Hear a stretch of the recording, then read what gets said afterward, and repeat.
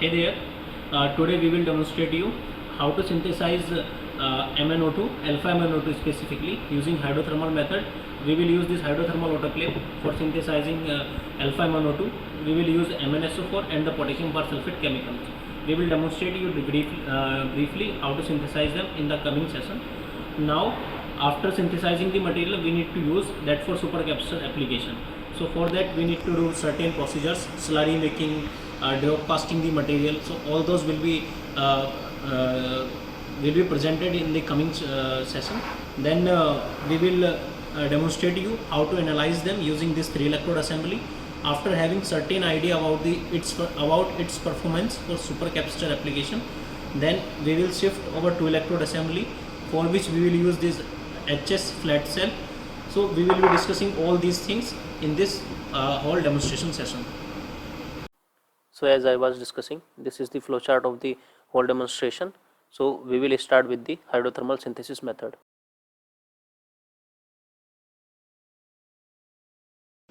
So here is the synthesis process for MnO2. We will use this for supercapacitor application. Firstly, we will mix 1 gram of manganese sulfate solution in DI water. Then it will be stirred for 10 minutes. After that, this potassium persulfate 1.5 gram is mixed and it will again stirred. We will keep on stirring for further 30 minutes until we get a colorless solution. Then this colorless solution will be transferred to this Teflon lined autoclave and it will be again packed in this stainless steel jar. We will transfer it, we will pack it, we will make it tight with the help of this. Then we will keep this in the muffle furnace at the desired temperature. Now we will keep this hydrothermal autoclave in furnace at 110 temperature. So this is muffle furnace.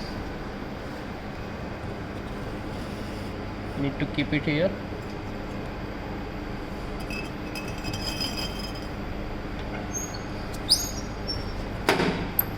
We will lock it.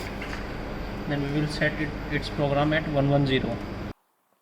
So after 5 hours the reaction is completed and we will let this furnace naturally cool down, and this hydrothermal autoclave is taken out from the furnace. Then the powder is filtered out using vacuum filtration assembly and it is washed with the help of refrigerated centrifuge. After drying the powder at 80 degrees centigrade, we found the blackish powder which is of alpha MnO2 and it is having a nanorod morphology. So this is the whole procedure for synthesizing this alpha MnO2 using hydrothermal method.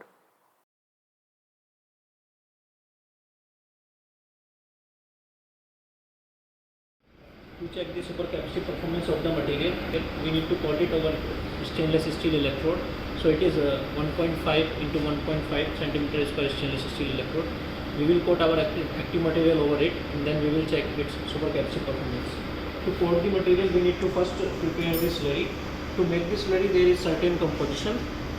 Here we are preparing the composition as 80% of active material, 10% of carbon black which is conducting, and the 10% of PVDF which will act as the binder.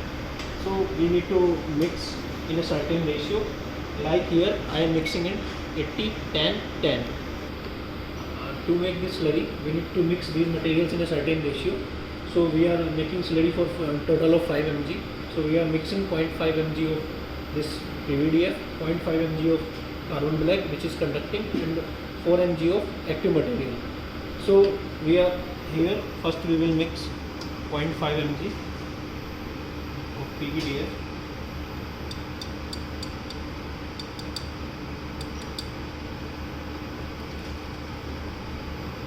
mg of carbon black.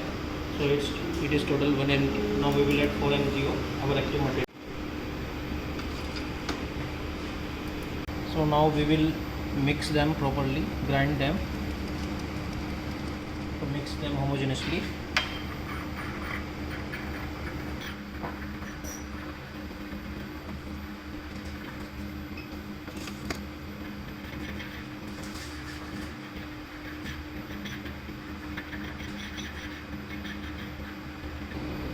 Now we have taken this mixed material in a microcentrifuge tube and we will mix NMP as a solvent to make this slurry. So let's mix this.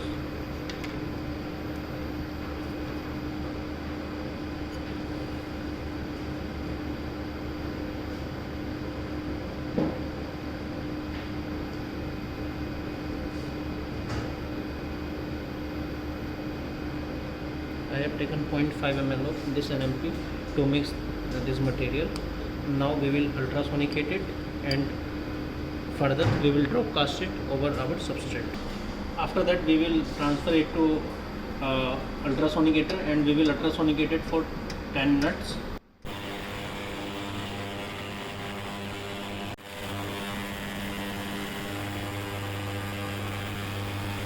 After 10 minutes of ultrasonicator, the slurry is properly mixed and we have broadcasted it over different electrodes over 1 centimeter square, 1.5 centimeter square and 2 centimeter square. We will use these electrodes for 3 electrode measurement and we will use these coin type electrodes for 2 electrode assembly. So now I will show you the drop casting process over the 2 electrode over these coin cells.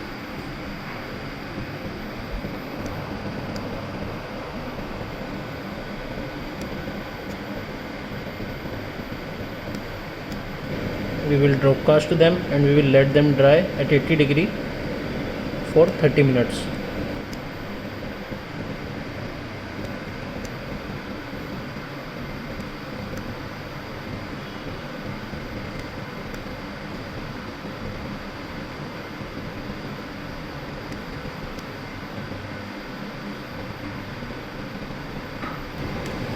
Here we are using symmetric supercapacitor assembly, so we are depositing the same material over the 2 electrodes. Now we will dry these drop casted electrodes in vacuum oven at 80 degree centigrade. So we will let them dry for 30 minutes.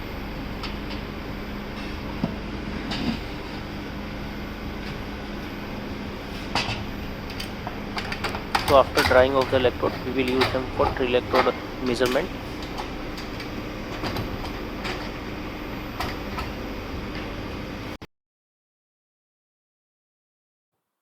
So this is our working electrode, this is our reference electrode AgAgCl, and this is our platinum wire counter electrode. We will use them for 3 electrode assembly.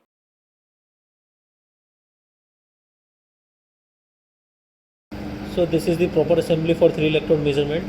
This is our working electrode, this is our counter electrode and this is reference electrode. We have connected green wire to the working electrode, red wire to the counter electrode and white wire to the reference electrode. These wires are connected to the electrochemical workstation, which is CH-made 1150C model. Now we need to switch on the machine. Then we need to connect this CH instrument software. Here first we need to do this. We need to go to setup. Then we need to do hardware test to make sure that its offsets are okay.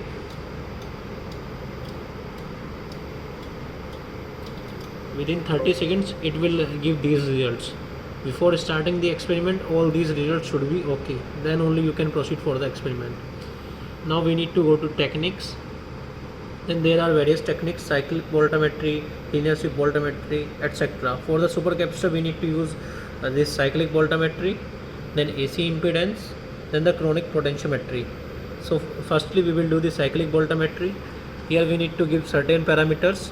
Here, as we are using 1M Na2SO4 electrolyte, so we will give the initial potential range 0, final let's say 1, lower 0, final let's say 1. We will start initial scan polarity. We can use either positive, either negative. We are giving the scan rate as 0.1 volt per second. We will scan it for 4 sweep segments. These are the sample intervals. Let's say for 1 second it will be quiet. Now this sensitivity is important. So depending on the conductivity of your sample, you need to decide this sensitivity value. So as I am thinking that my sample's conductivity is in the range of 10 power minus 2, so I will select it 10 power minus 2. Okay, then we need to press this button, run experiment. So as you can see, this is the current behavior as per the given potential. We need to wait till this potential window gets stabilized.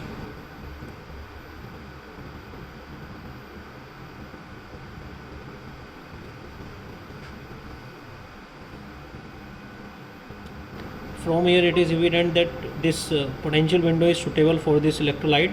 So first we need to stable this potential window. So for that we need to scan it for minimum of 500 segments, let's say 250 cycles, or we can take 100 cycles, so that this potential window can be stabilized. So we need to select 200 segments and then run the experiment. During this period of time, this potential window get stabilized, and after that we can start recording the experiment results.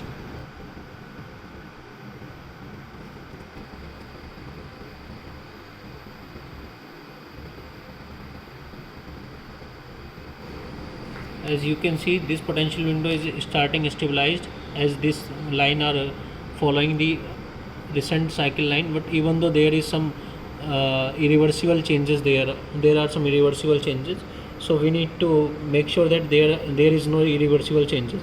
So we will stop the experiment and we will change the potential window. We will set it from 0 to 0.8 and 0 to 0.8. Now we will again scan it.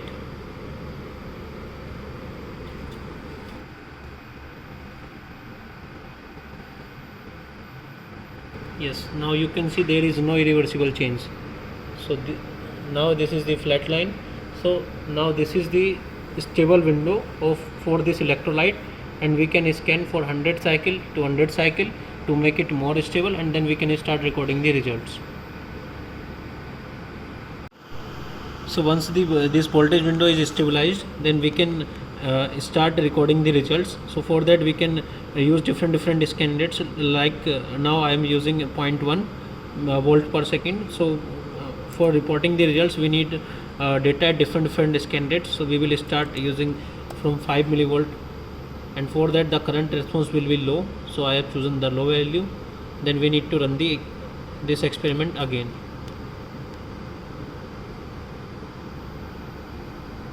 So it will again record the results at that scan rate.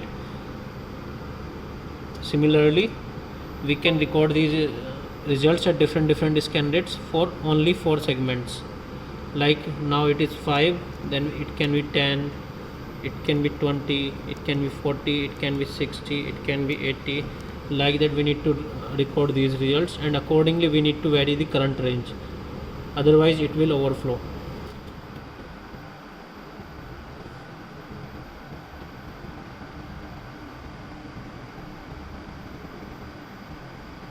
So like this we will get different CV shapes at different current values.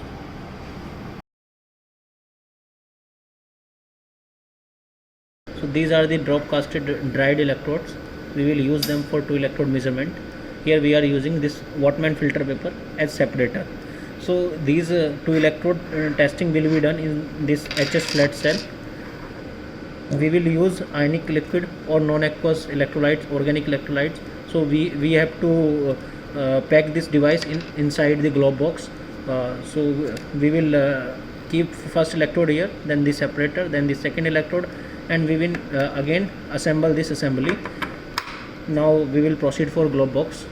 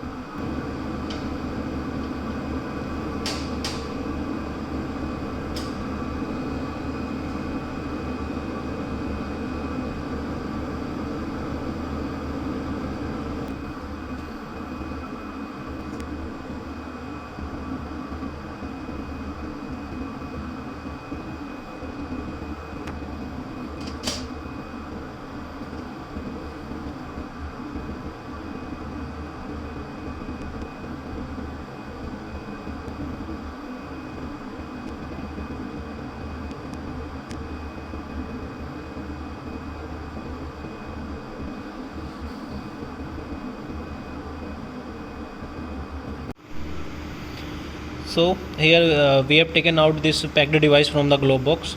Here we have connected this red and white to the one electrode and the green to the another electrode. So one is working as the anode and another is working as the cathode. So now we will start the machine and we will again take supercapacitor measurements.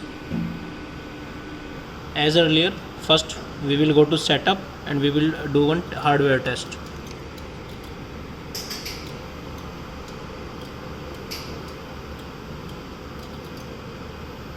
So as you can see, all tests are okay. So now we will proceed for further measurement. First we will select this cyclic voltammetry. Now we will enter the parameters. Since here we are using 2 electrode system, so we only can give in values of potential in the positive range. Since we are using 2 molar tetraethyl ammonium tetrafluoroborate in propylene carbonate organic electrolyte. So first we will check for 0 to 3 volt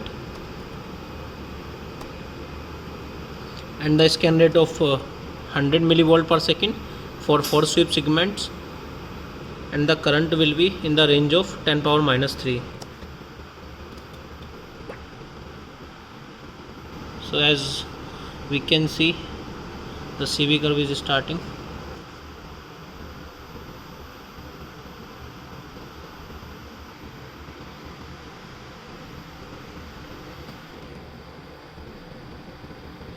Yeah, as we can see here, it is pretty much stable up to 3 volt. We will again check it for 3.5 volt, 3.4 volt. The maximum stable window which is, we will take that one as for the further measurement. Like it is stable for 3 volt. Now we will check it for 3.4 volt.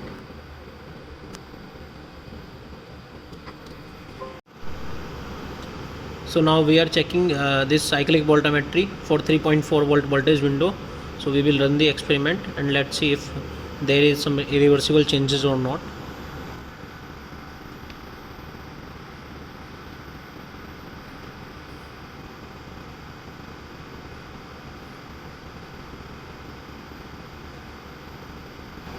So as we can see here, a little reversible changes are starting.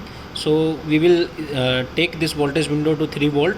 That will be the stable voltage window, and we will take all the CV curves at different scan rates, mainly 5 millivolt, 10 millivolt, 20 millivolt, up to 200 millivolt at this voltage window. So we have taken the voltage window of 0 to 3 volt, and we will take the measurement at 100 millivolt per second. And now we will check that if voltage window is stable or not.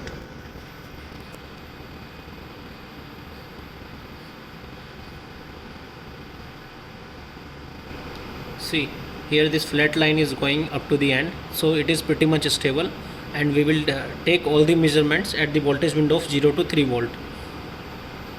This is at 100 millivolt. We have to take measurement at different scan rates for comparing its capacitance value.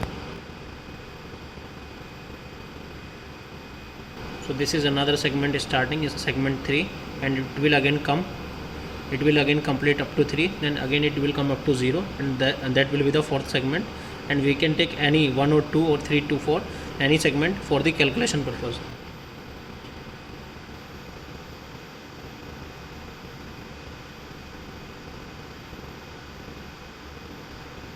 So this CV is about to complete.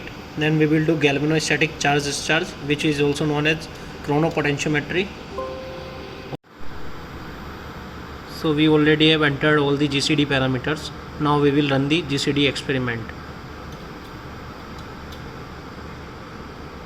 So it is starting charging from let's say 2 volt. Since it is already having some voltage, now it will discharge after reaching 3 volt. Now it is discharging. It will take some time, then again it will charge, again it will discharge, as we have given 4 number of segments.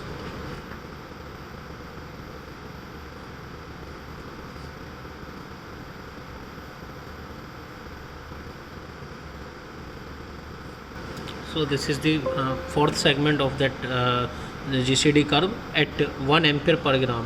So from here we can change different these current values as per the mass deposited, and we can take GCD curves at different scan rates varying from 0.1 ampere per gram to 10 ampere per gram. We have already measured cyclic voltammetry and chronopotentiometry. Now for the impedance calculation of the electrode, we will do AC impedance. So we will select this AC impedance from the this technique tab. Now we will enter the parameters. So here, for entering this initial E, what we have to do, we have to go to control, we have to go to this control, then we have to calculate open circuit potential. So it is saying the open circuit potential is 0.5762. So we will enter this value 0.576 for initial E value. Then we can set the higher frequency range, lower frequency range. We can go up to 1 millihertz to 1 megahertz. Then the amplitude, generally we give 5 millivolt, 10 millivolt, like that, the quiet time, and we have to say OK. Then we will run the experiment. So here it is taking readings for log frequency versus phase degree and the log frequency versus Z. If you double click this window, then it will show the Nyquist plot, the real impedance versus the imaginary impedance.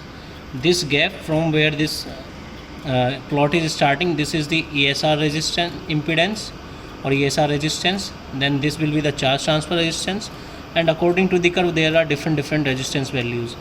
So it will take certain time to complete. Then afterwards it will show these Nyquist and Bode plots. So this is the Nyquist curve that we have obtained after completion of the experiment. So we can see here in this semicircle region is the charge transfer resistance. This is the equivalent series resistance from the this curve is starting, and depending on the different region of the curve, we can calculate different resistance values.